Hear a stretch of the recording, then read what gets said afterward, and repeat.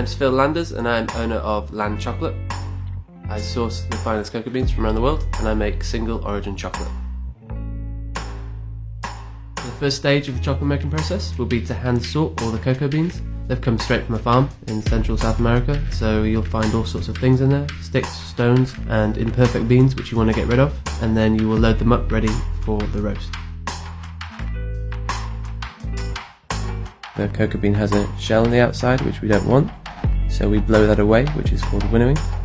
And obviously the cracking is the stage of just breaking the bean up, and inside is the cocoa nib, which is what eventually turns into chocolate. We then take the cocoa nib and we put that into a stone granite grinder.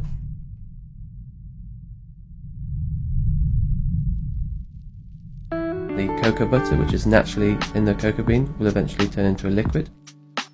It goes from quite gritty, kind of clay-like form, and then eventually over time, just due to the natural heat and friction in the grinder, it goes into a nice smooth texture, which is then ready to move on to the conching phase. Conching is crucial for developing the more pleasant flavours we enjoy in chocolate and getting rid of the volatile acids which live within the chocolate.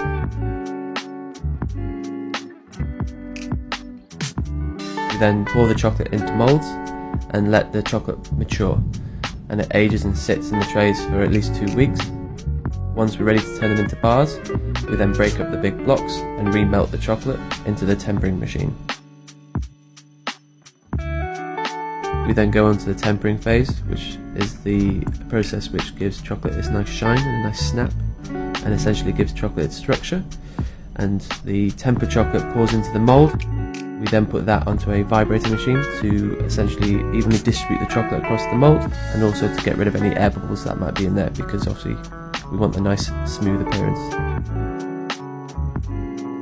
Once the bars have been tempered into the moulds, we then put them in the fridge for at least 10 to 15 minutes, and eventually, just naturally, the chocolate will extract itself from the mould. We can pop them out, and then is the long process of hand wrapping every single bar. I think the idea of making a perfect chocolate bar for a chocolate maker is always going to be an ongoing process, and we're always going to be striving to make that perfect bar of chocolate.